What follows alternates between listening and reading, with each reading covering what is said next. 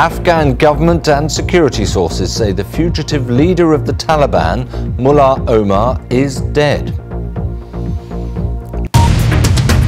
Well, an important breaking news here. Let's get some more on it. Wahid Massoud is the BBC's bureau chief in Kabul. Wahid, what have the government sources been saying to you? Well, sources very high up in the government, close to Afghan President Ashraf Ghani and CEO Abdullah, and high up source in the Afghan security institutions claim that the Taliban fugitive leader Mullah Omar is dead. In fact, they say he has been dead for the past 2 years. There have been similar reports in the past, but it's for the first time that high-ranking Afghan government officials are coming forward and confirming that Mullah Omar is not alive anymore. The timing of this news is very important. It comes just days before the second round of official face-to-face talks of the Afghan government with the Taliban insurgents.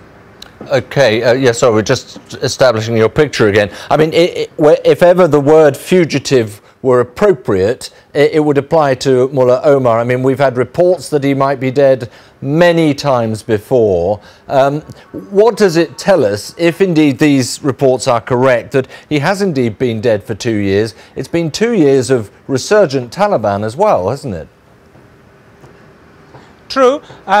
Even among the Taliban ranks, there has been disagreements over the matter. A number of Taliban commanders in southern Afghanistan several months ago said that it has been many years. One of them said has been 10 years. They haven't heard from their leader, and that's why they switched sides and they announced allegiance with the IS, with the Islamic movement group in Afghanistan that has just appeared. There were also reports of a sort of two different groups emerging within the Taliban, one being led by his deputy and the other by the 26-year-old son of Mullah Omar himself.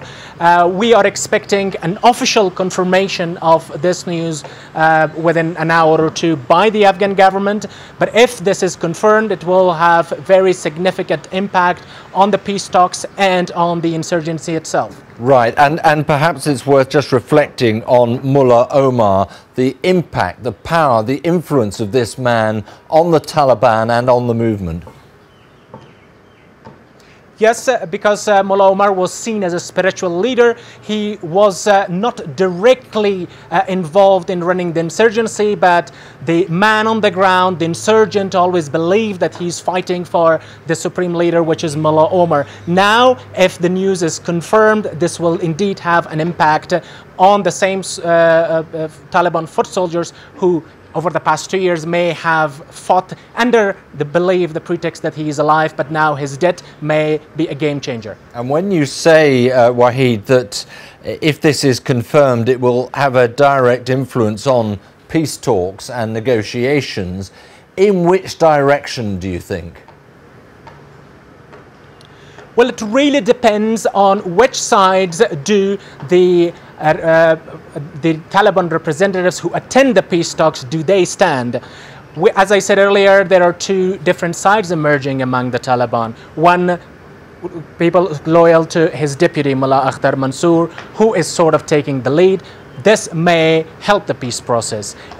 Otherwise, the peace process may end into deadlock until the Taliban agree among themselves into the so-called Taliban Leading Council. There is a group that's basically running the Taliban. Which side do they want to go? Towards the peace, or do they want to continue fighting and appoint a new leader?